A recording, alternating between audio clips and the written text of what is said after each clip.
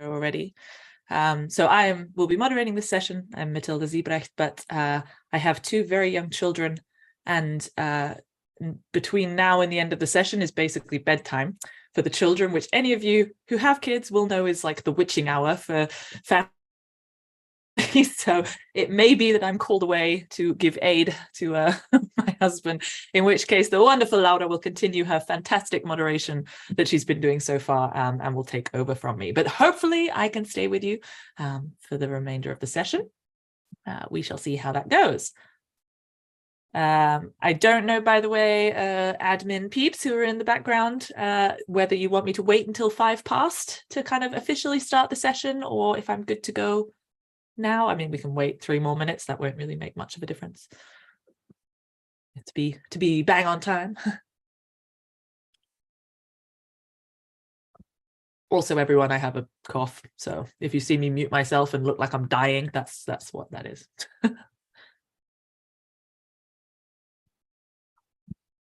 Honestly, today has been one of those days.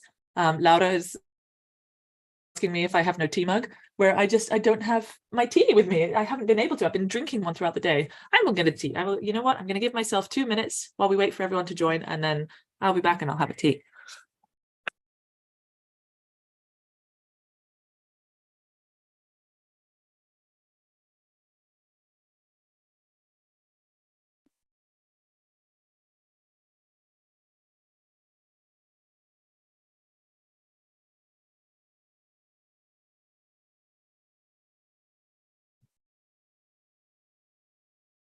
You know what? This is when you know your husband is your soulmate, when he has prepared you a tea because you didn't have time to prepare one yourself before the thing. So yes, I have my tea.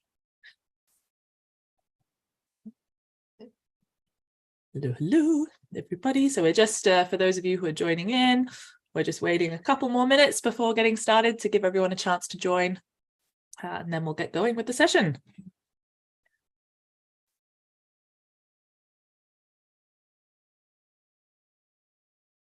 In case you're wondering, by the way, Laura had a lovely Stormtrooper mug. I have a carved stone ball mug, which, for those who don't know what the carved stone balls are, they are the most wonderful objects in the entire world. Oh, I have the replicas, actually, right here. So the most famous one is the Towie ball, which is this one. I don't know if people would recognize it, but anyway, they're very cool. If you want to find out more about them, look up carved stone balls of Scotland. They're very nice. And yes, there's a wonderful artist who uses the replicas to make like patterns in the clay, and they look very cool.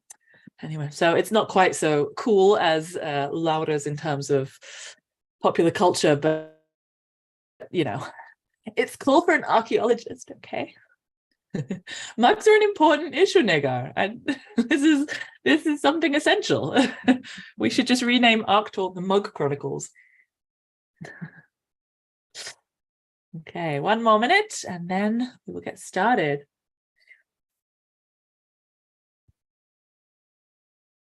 Thanks, Ash. I think I'm cool too. My mommy says I'm cool.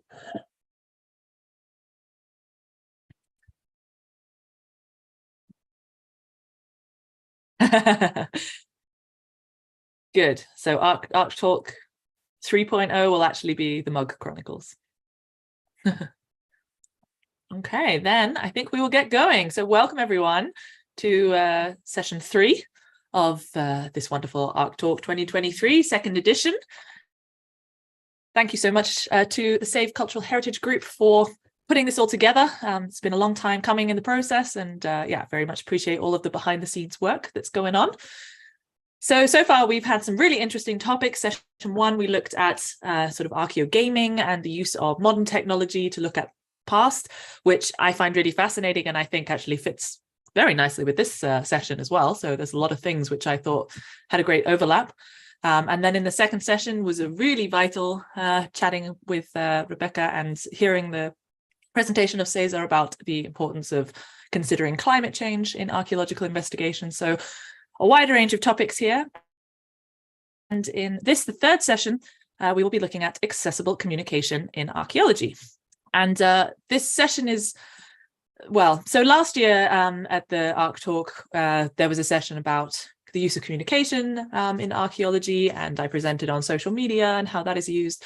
And we've already seen, for example, from our keynote speaker, Gino Caspari, that the use of social media and the use of more approachable platforms is really essential if we want to share archaeological information with those both within our field, but also those without our field or outside our field. So there's multiple ways that this can go, right? This kind of sort of accessible communication. And I think that a lot of the time, social media has been kind of shown to be the most important one, or the one that's the most often used, but there are so many other ways as well that we can use different kinds of media, different kinds of vessels, for want of a better word, vessels, okay, to disseminate, shall we say, archaeological knowledge and to share our knowledge.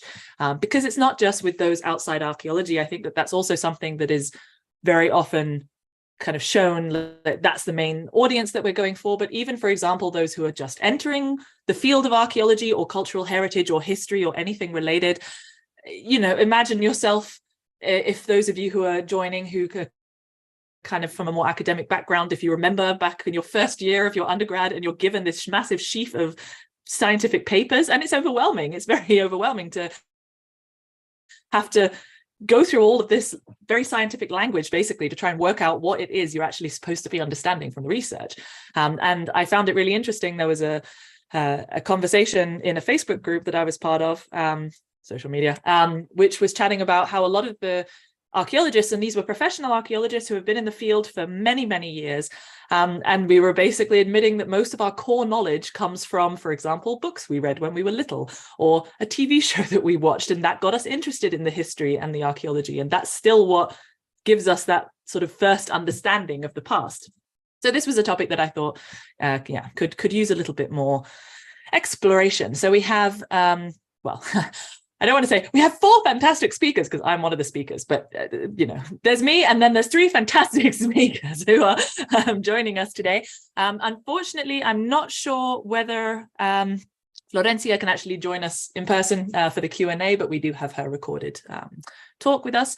So first will be me, and I'll be talking about better than fiction. I'll be looking at basically the role of fiction and non-fiction in kind of disseminating archaeological knowledge and how archaeology is represented in fiction and non-fiction. We will then be hearing from Ashley Airy, who is the owner and founder of Ashwood Candles, which is a company that uses the craft of candle making in a sort of a way to indirectly disseminate archaeological knowledge as well. So that will be very interesting to hear about. And then Florencia Cruiset, I apologize, well, she's not here. I can say it however I want, she won't know. But yes, I apologize to anyone else listening who goes, that's not how you say it. She will be talking about how to develop video games based on museum collections. So we had a lot about gaming already in the first session, so this ties in nicely with that as well, but how you can use it, create a new game based on a museum collection. And then finally, we have Negar Sakarici, who is here, and I'm looking to see how badly I butchered your last name. I'm very sorry. Do you want to say it correctly? It is Sagarici. Okay, Sagarici. Here we go. Negar Sagarici. I will, there you go.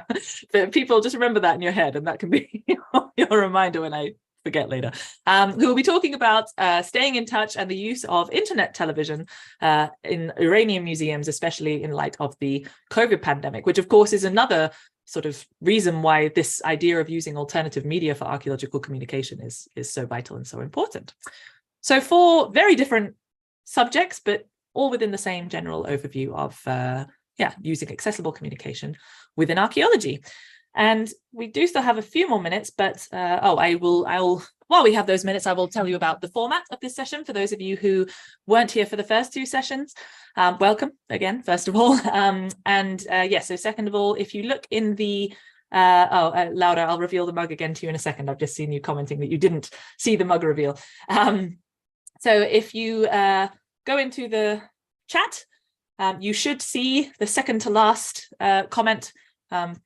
My other moderator, also apologizing for butchering names, is Lubna shared the YouTube link for the first presentation, my presentation. This will be done before every talk. So if you look in the chat, the link will be shared. You click on that and you'll be taken to YouTube. Don't worry if you get to a page which says video not here, you all private and there's nothing to do. Oh, there we go, dying, it's fine. Yeah, at some point it will start. Oh,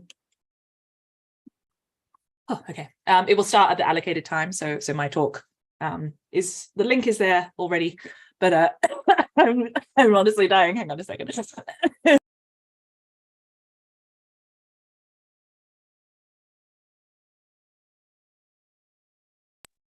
I love autumn, but I hate autumn as well because inevitably it brings on all of the coughs and sicknesses and everything.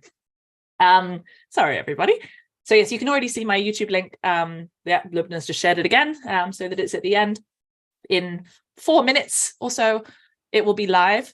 So I will probably stop talking in a second because I'm running out of things to say and it's just going to make my cough worse. But if you click on the link, go to the YouTube, keep refreshing every so often, and it will eventually pop up, and then the video will start, and then we will be back here afterwards for me to introduce the second talk.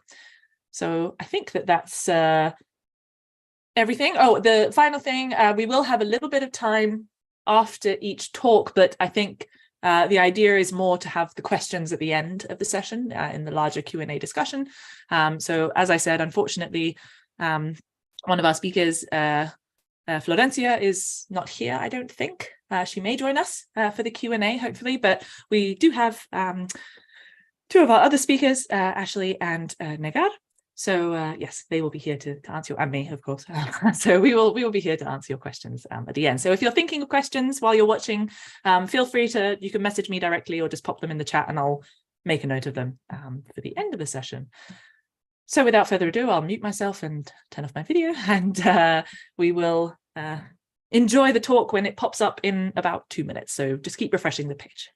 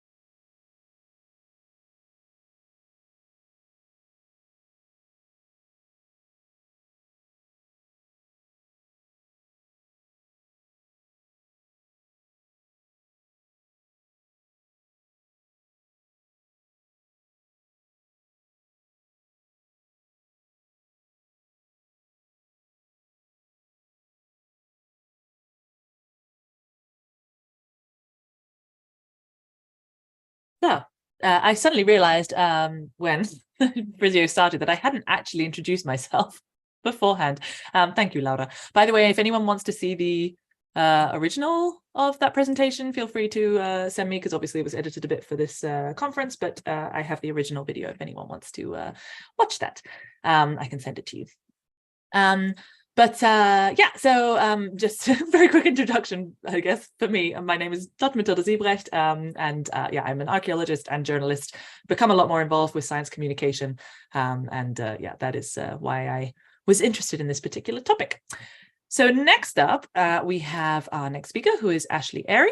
Let me just find my little bio for you. Sorry, Ash. I should know about you because I actually know Ash personally as well, because I bought some of her candles at some point, which are fantastic, by the way. Anyone who likes candles should check them out. They're amazing. And she will be talking about From Hearth to Home, disseminating archaeological information through candle making. So Ashley is an archaeologist, but she is currently, as I mentioned before, the owner and founder of Ashwood Candles. So she did receive a master's, for example, in archaeology and history, and specializes in material culture and artifact studies at the University of Glasgow. So she worked as a field archaeologist for a while.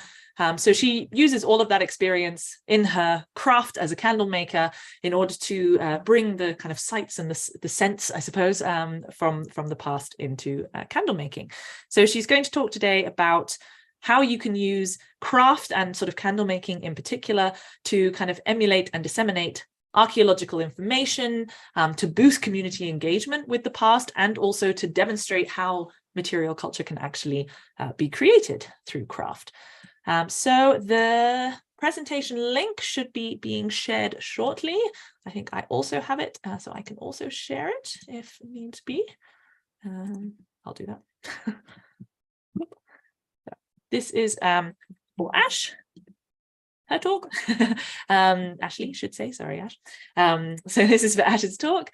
As with the previous one, so it will start in about 4 minutes. So again, do not be worried if you click on it and go to a blank YouTube screen. Keep refreshing, and the link will be live in just a couple of minutes.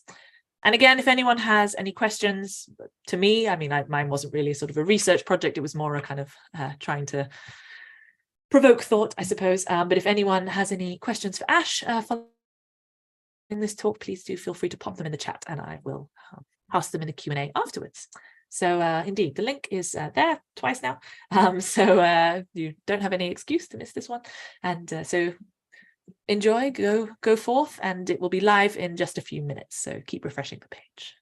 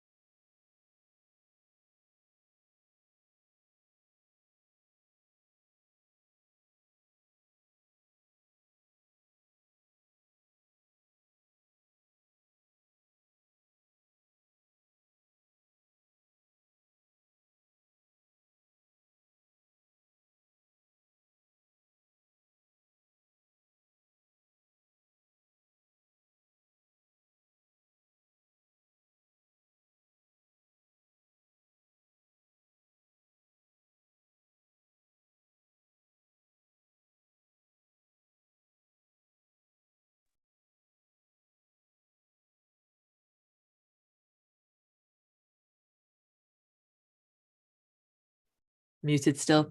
Okay, thank you so much, Ash, for a really interesting insight into how scent and candles and craft can be used to revitalize the past in a way, in that respect. By the way, if anyone is interested in checking out, I know that she won't share it herself, so I'm going to share it. This is Ash's Instagram account for anyone who's interested in finding out a bit more about the candles that she makes and everything. I can contest. I have the lovely archaeologist desk candle here. I know this is now just turning into an advert for Ashwood candles, but trust me, they're amazing. There is a reason she's good at what she does. She's a great archaeologist. Okay, so next up, we will have Florencia Croisset, who I think is still unfortunately not here. She had said that she probably wouldn't be able to make it. So we were expecting her not to be here. So she will be talking about how to develop a video game based on museum collections in Argentina. So she is an Argentine museologist and cultural manager. She's specialized in creative industries in digital convergence from the Universidad Nacional de 3 de Febrero. And she also has a diploma in gamification from Universidad Maimonides. Not sure where it is actually. Oh, in Argentina. There you go. And then since then, she's been working at the Argentine National Ministry of Culture, and she specializes in her studies in the application of different gamification strategies within the realm of kind of science and technology museums specifically. So between 2014 and 2021, she worked on different projects linking heritage and video games for different museums I won't go through the whole list because there's a long list. She's very, very experienced in this matter. She's also a young board member at the International Council of Museums. And very excitingly, since the start of 2022, she's been running a podcast called Museos Inteligentes, which I'm sure we can find a link for and add that into the chat as well. So the paper that she's presenting today will talk about how museums are adapting to different modern communications and cultural habits by developing gamified projects. So she's giving a little case study example from the Sarmiento Museum. So that's what we will be talking about. And the link should be going live again in just a couple of moments. You can see it there in the chat. Lubna has beautifully shared it. And thank you so much, Laura. She has just shared the podcast as well for those of you who are interested in researching that further. Podcasting is another really interesting topic. We did have a speaker who was going to talk about podcasting today, but unfortunately they were unable to make it in the end. They were unable to submit. They were just too busy. So Lubna, thank you. Lubna has just shared the link again to the YouTube video. So go there and it will be live very, very shortly. Again, just keep refreshing if it's not live yet. See you soon.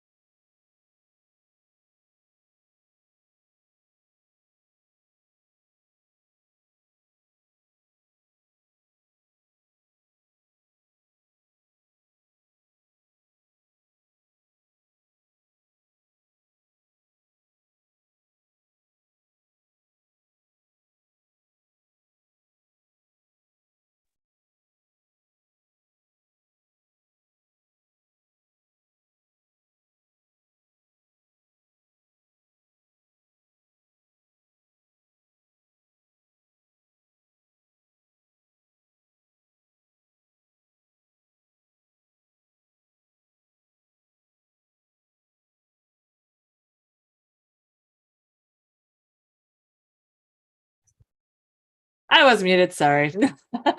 um, this is the problem with having multiple places to mute yourself. I unmute myself in one location and forget to mute myself in another. Thank you very much, lovely people in the audience, for letting me know.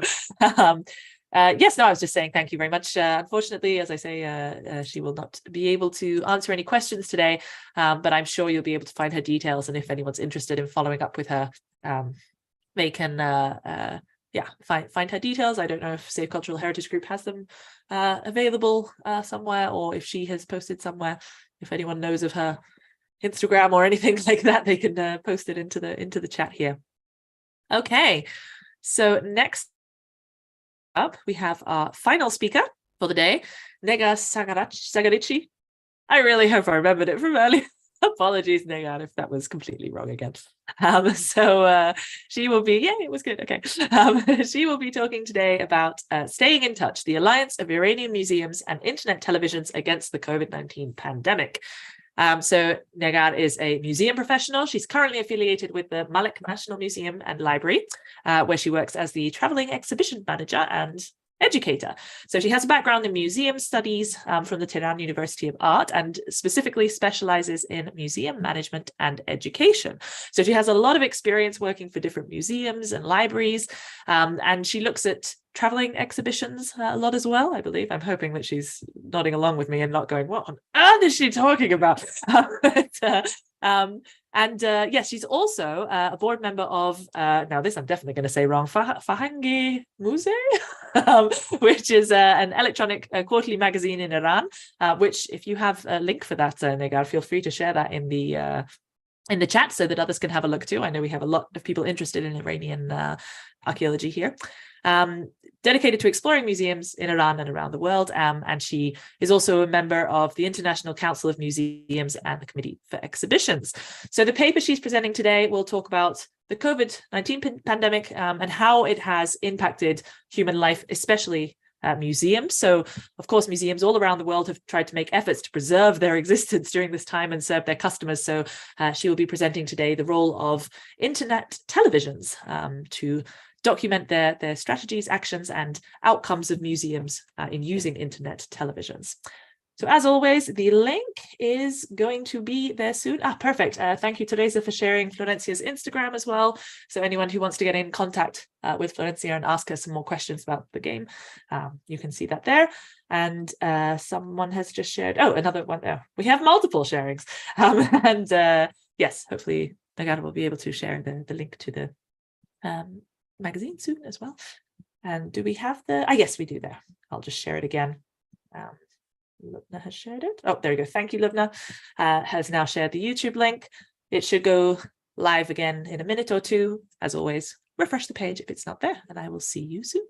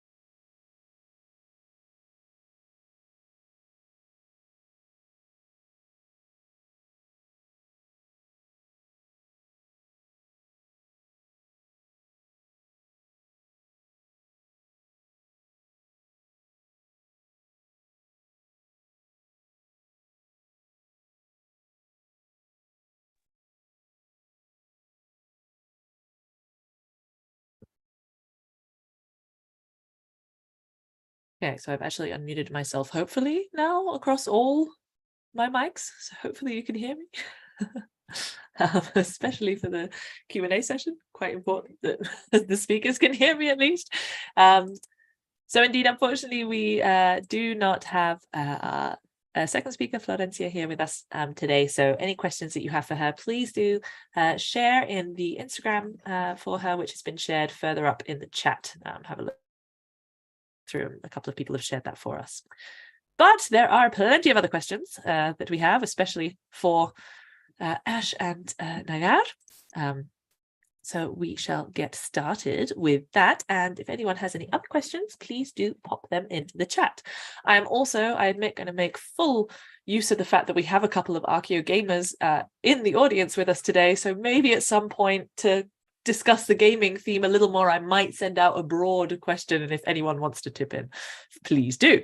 But Ash, let's start with you first. So I'm curious, the sense that you make, you gave this lovely description of the different sort of ambience that you want to suggest from each different scent.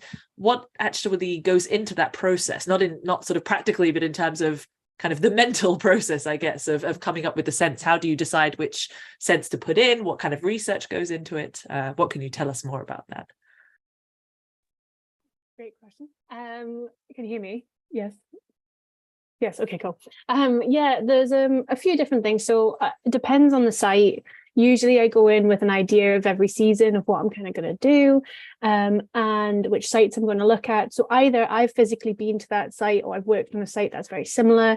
So I would have worked on a Neolithic site or something like that. So I know vaguely what they would have been doing, what activities are on the site. If I don't, then I either go visit it or I actually look at the archaeological record as well. So I look at the site reports that you can get.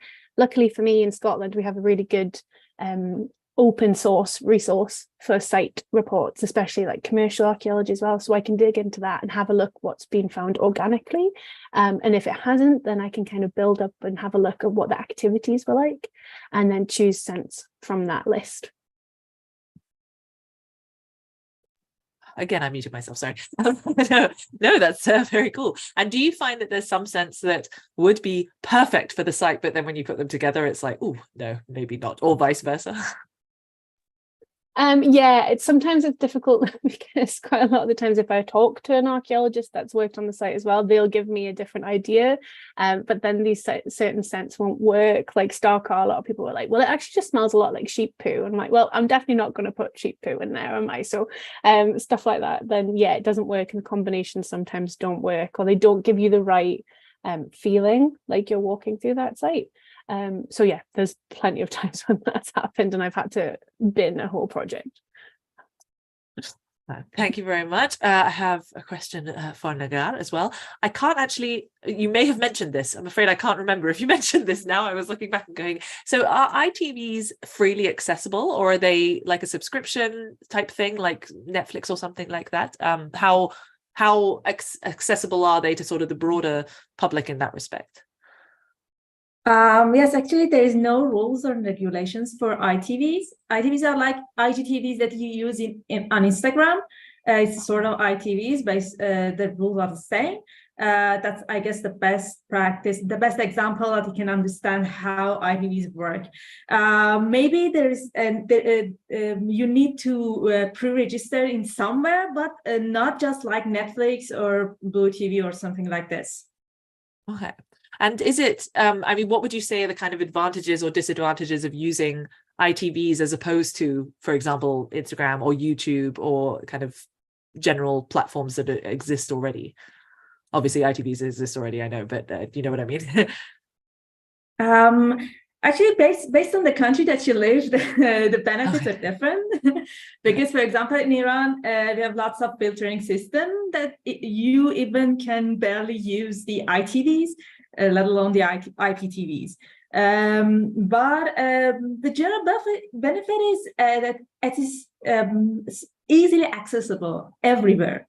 You can handle it everywhere, and you can search through them easily. You can find the programs over and over during the time, again and again and again, and you can view them easily. and you can search through them. You can search, and you have the power to control them, sort of control them. I was about to ask, do you also get, is it like on YouTube and things where you get like recommended things? So if you've watched one museum thing, another museum one will pop up kind of for you, or do you still have to search for keywords or something? So you just for a moment distracted. I couldn't find it. Sorry. Exactly. No, the do you have to do you get recommended viewings kind of thing based on what you've already seen? So if you watch one museum thing, another museum thing will kind of be suggested for you, or do you still have to create that playlist yourself?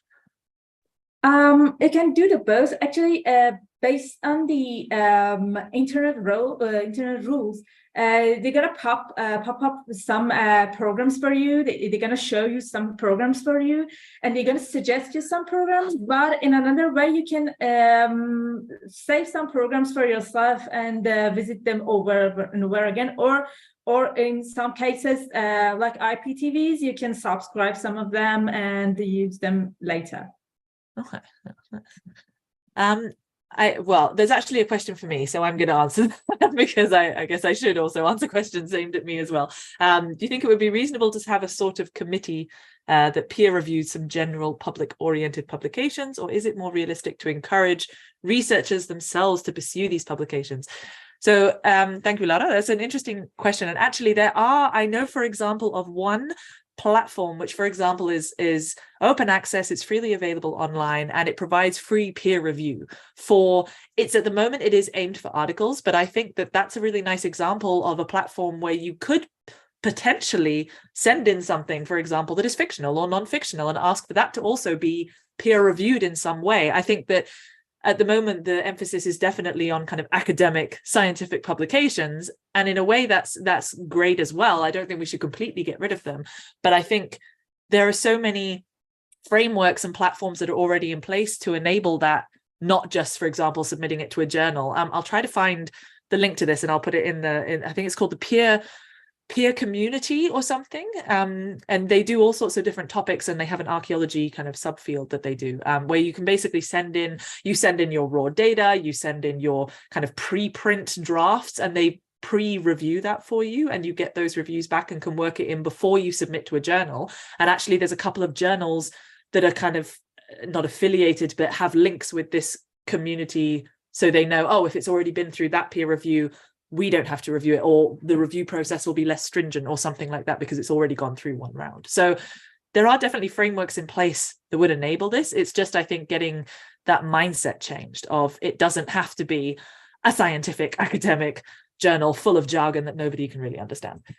Even, to be honest, my papers I reread when I had to defend my PhD and was thinking, wow, gosh, I sound so intelligent. I don't talk like this. This is not something, I don't even know what this word means. And I wrote it, but it's just my brain has been fried so much during the PhD, I guess.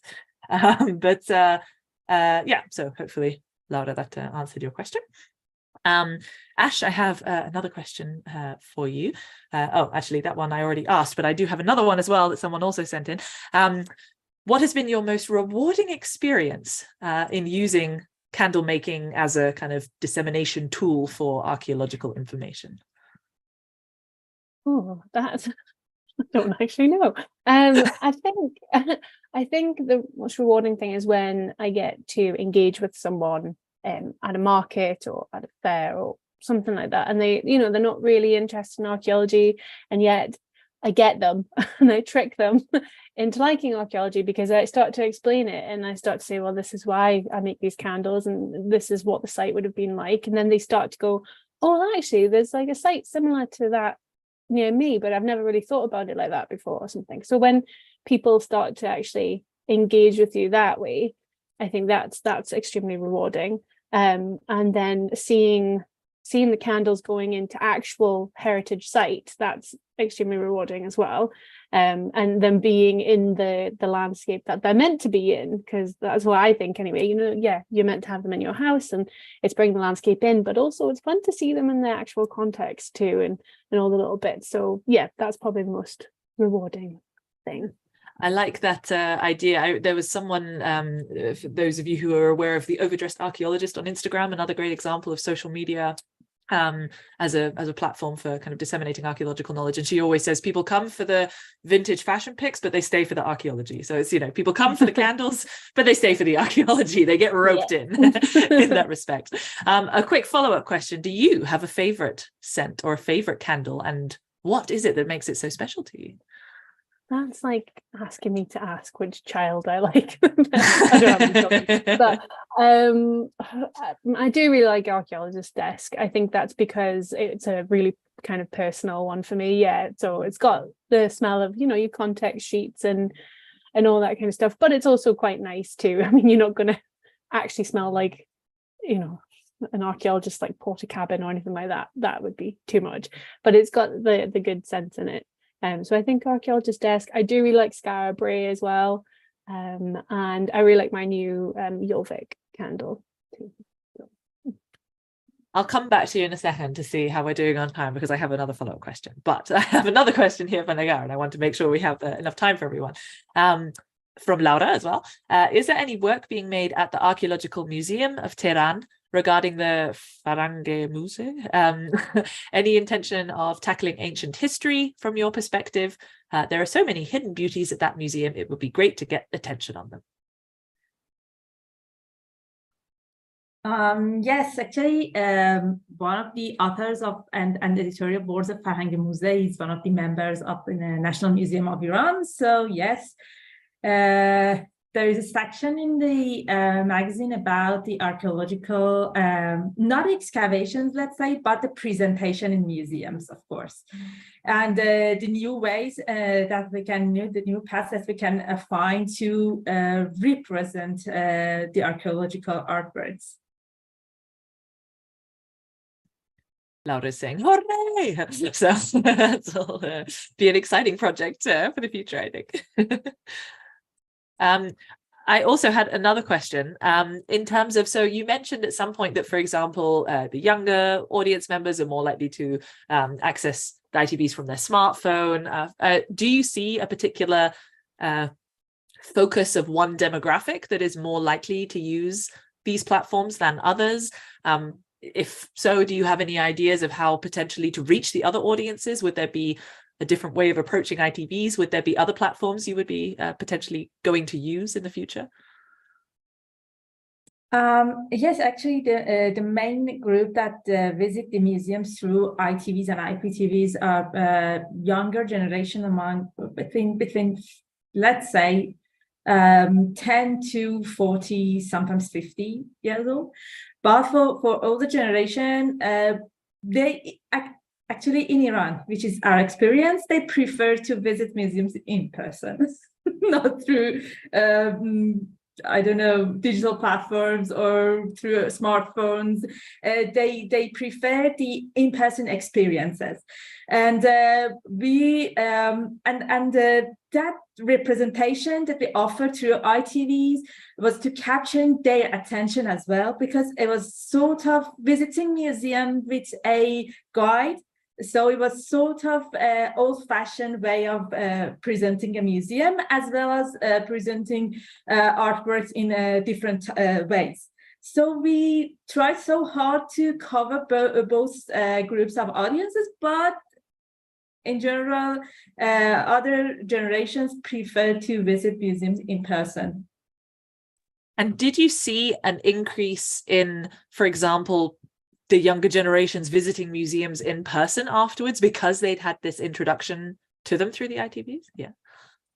Yes. After the outbreak that they opened museums, the level of younger generation who visited specifically museums with special subjects, like the Carpet Museum or the Museum of Potteries and Glasses, which were not that popular because people didn't know exactly where they were located or how was the atmosphere. The level of the younger generation who visited those museums were highly increased. Hey, positive outcome, definitely, in that respect. And I guess the sort of, the other side of that question, did you see a decrease in, did you continue to do the ITV shows after the pandemic, after the restrictions were lifted? And did you see a decrease in people interacting post-pandemic? No, actually, because again, the in-person programs were run. We didn't continue the ITVs and IPTVs programs, but we held another IPTV program, actually ITV programs, after this program we held in Nowruz. But no, actually, we didn't use the ITVs after the pandemic. Do you think it would be something you would revisit, or is it something that was sort of purely to enable access while they weren't accessible? You mean the main reason that we didn't use the ITVs and IPTVs? Yes. Actually, the most challenges that we faced when we used the ITVs and IPTVs were the censorship that the custodian of ITVs and IPTVs forced us to obey. So we preferred not to use them because of that, because we had to sort of not offering some informations to our audiences. On the other hand, we can freely offer information freely, exactly, offer information to our audiences when they visit the museum in person. So maybe this is the main reason that we didn't use the ITVs and IPTVs after the outbreak. Fair enough. That sounds like a good reason to me, to be honest. But yes, Laura's saying sounds like a very hard job to find that balance.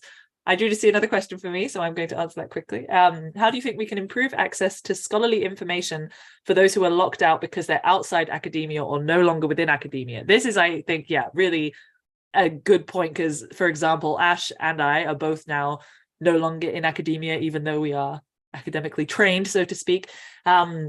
And I think that there's a possibility, for example, of a lot of these associations that you can join as a non-academic. I think that would be a really fantastic way to encourage, for example, I don't know, I'm a member of the Experimental Archaeology Society, and we're trying to think of potential ways that we might be able to, for example, you can use your XArch membership login information to access, for example, hello, yes, give me a second, darling, sorry, my daughter's coming in and out, but to access archaeological online publications or those kind of things, which would be you can use your login details for that. So that would be sort of through non-academic institutions, but for other institutions. Sorry, I think she hoped that I would prepare the milk for her, but Dad isn't preparing it, so it's fine. So yes, hopefully that answered your question. Sorry, I got a bit distracted in the middle of it. I have a general question for kind of everyone, and also if there are any, for example, gamers who are watching who would like to weigh in on this as well, do go ahead and raise your hand and I can unmute you. But in terms of kind of the authenticity of the material you're presenting, so Nagara already mentioned that kind of there's a little bit of censorship of exactly what you're able to show, and not just in terms of censorship, but also in terms of balancing kind of showing actual historical information and the sort of pure facts, so to speak, versus in having an interest from your audience, because especially, for example, the game that was mentioned, I might get a child on me, the game that was mentioned, I think gaming is something that is quite,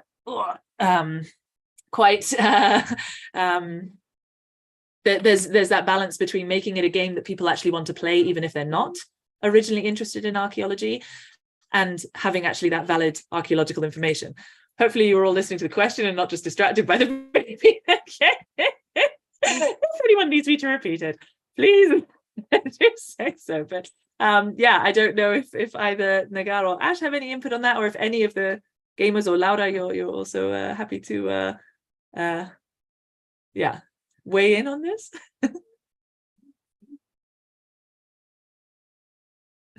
I see everyone's just talking about me. It was bad timing. Okay.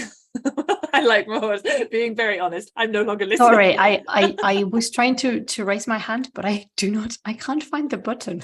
Okay, perfect. Go ahead, Laura. Okay. Oh, sorry. I have my thingy to protect my privacy. Get yourself a sticky note. this impenetrable. Okay, so the thing is, working as a game designer myself, I think I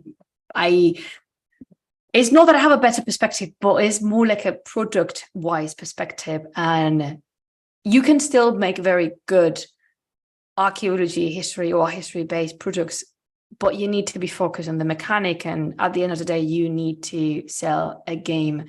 And it's different from when the game comes encouraged from an institution, because that's not a product you need to sell. In our case, for example, we need to sell those games because, well, you people like being paid and having jobs. That's I think many of you can relate to that. But the game mechanic is, I think, the key to explore how you can introduce these things.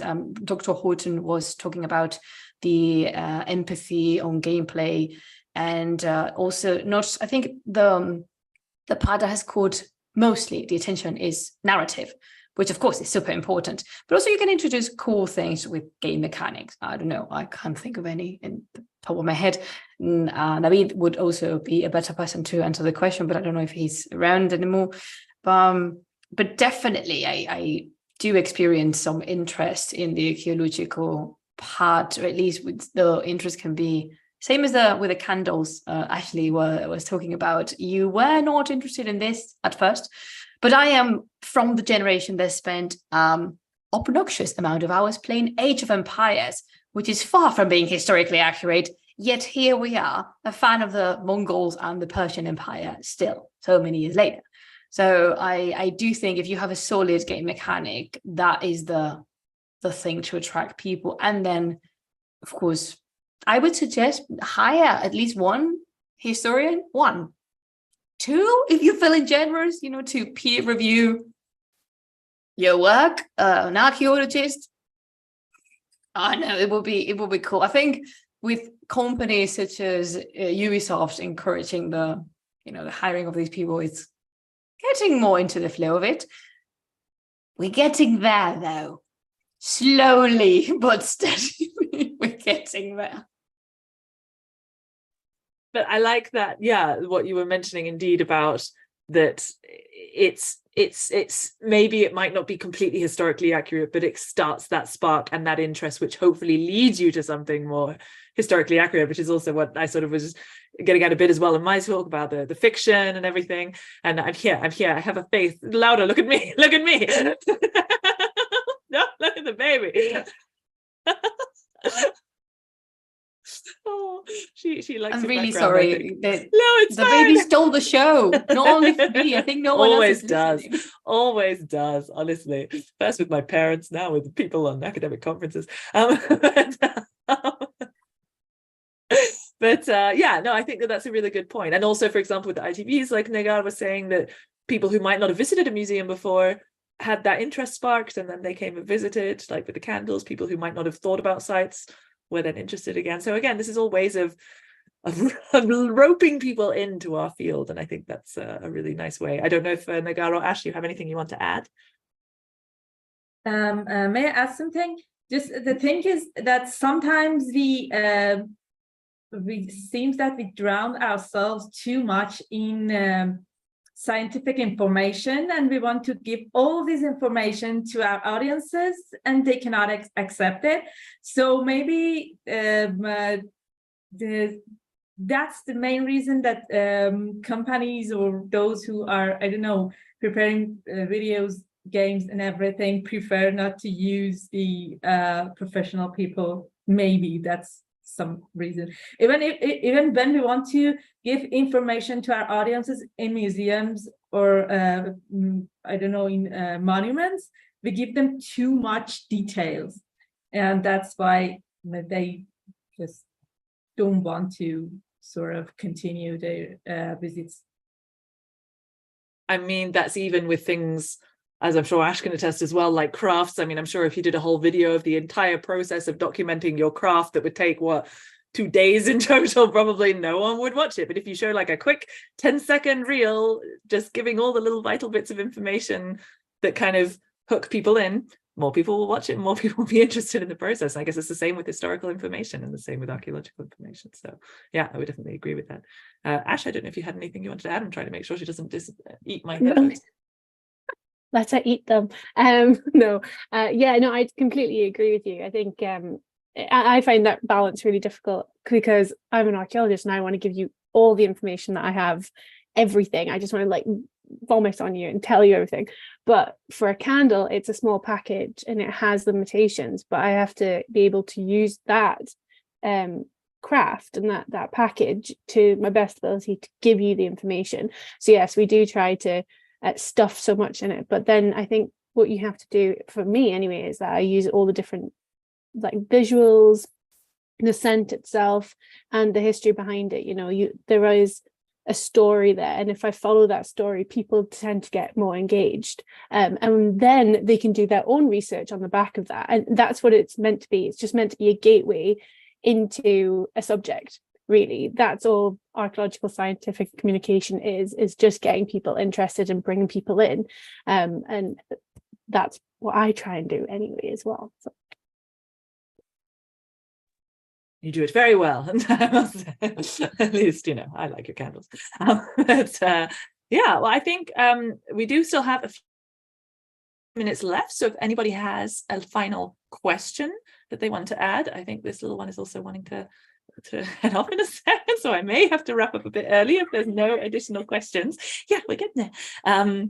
But thank you so much, everyone, for joining this session. And I think indeed the kind of takeaway message is that, especially for those younger researchers who might be watching this later or have joined in today, don't worry about trying to follow what's already been done or what's happening. Feel free to experiment, feel free to try new things, and yeah, you never know where it might lead you, and might bring you more museum visitors. It might get people who just wanted a nice scented candle to come and visit a site. It might get people who just read horrible histories to start reading publications. So this is the end of this session. At 7 o'clock my time, 6 p.m. UK time, so in about 25 minutes, there will be the closing words. I don't think I'm going to be there, unfortunately, because I think I'm going to have to be putting this little one to bed. But thank you so much for being here. I don't know if we're going to stay in this session. Hopefully, by the time I finish this sentence, somebody will post in the chat. You can join us. You can join us afterwards for the closing session. It's the same link. Okay. Perfect. Hopefully, it's still the same link. So waiting for you there. 7 o'clock, yeah, European time, 6 o'clock UK time. Thanks. Bye.